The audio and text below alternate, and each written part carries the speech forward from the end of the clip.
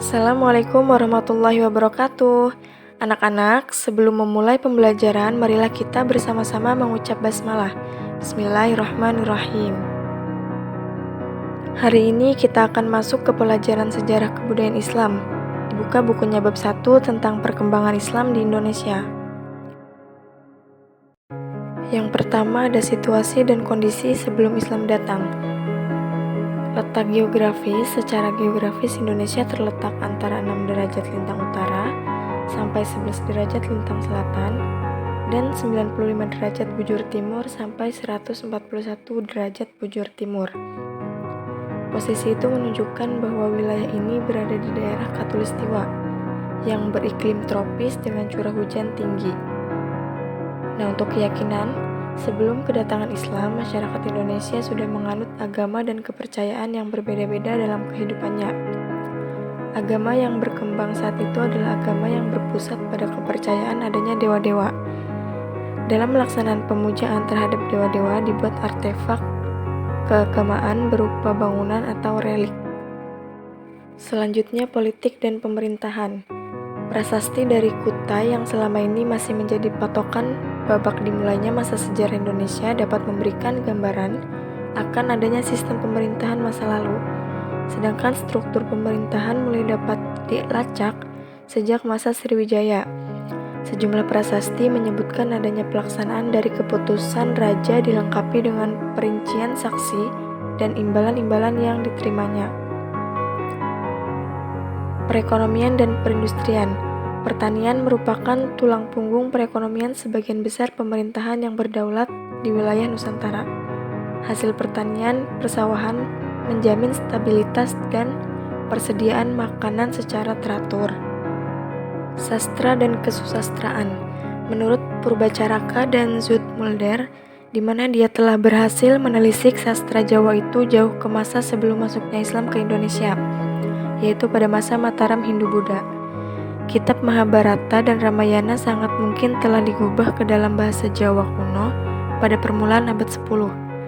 Berinduk ke kedua kitab itu, maka banyak ditemukan gubahan-gubahan cerita yang sangat mungkin diambil sebagian atau utuh menjadi bentuk kakawin atau naskah-naskah yang lain. Kehidupan kesusastraan ketika itu tentunya juga tidak terlepas dari para pujangga sebagai penggubah dan pencipta karya sastra. Selanjutnya masuknya Islam di Indonesia. Yang pertama ada teori India.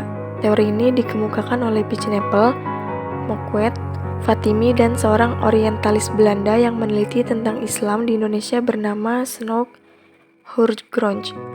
Ia menyatakan bahwa agama Islam baru masuk ke Nusantara pada abad ke-13 Masehi yang dibawa oleh para pedagang dari Cambay, Gujarat, India. Memang sebagian besar sejarawan asal Belanda memegang teori bahwa Islam di Indonesia berasal dari anak benua India. Yang kedua ada teori Arab. Teori ini dikemukakan oleh Sir Thomas Arnold. Ia berpandangan bahwa para pedagang Arab telah menyebarkan Islam ketika mereka menguasai secara dominan perdagangan Barat Timur sejak abad-abad awal Hijriyah atau abad ke-7 dan 8 Masehi. Yang ketiga ada teori Persia. Sejarawan Hussein Jajaningrat adalah orang yang mengemukakan teori ini. Dalam teori ini dinyatakan bahwa Islam masuk ke Nusantara pada abad ke-13 Masehi di Sumatera yang berpusat di Samudra Pasai. Yang keempat, teori Cina. Teori ini menyatakan bahwa Islam datang ke Indonesia, Jawa dan Sumatera berasal dari para perantau Cina. Menurut teori ini, orang Cina telah berhubungan dengan masyarakat Indonesia jauh sebelum Islam dikenal di Indonesia. Selanjutnya, strategi dakwah Islam di Indonesia, yaitu melalui perdagangan, perkawinan, politik, pendidikan, kesenian, dan tasawuf. Yang terakhir adalah fase penyebaran Islam di Indonesia. Yang pertama, ada tahap kehadiran pedagang Muslim atau sebelum abad ke-13 Masehi. Pendapat masuknya Islam ke Indonesia sejak abad ke-7 Masehi atau ke-1 Hijriyah dikemukakan oleh Syekh Samsuddin Abu Abdillah Muhammad bin Thalib ad-Dimashqi.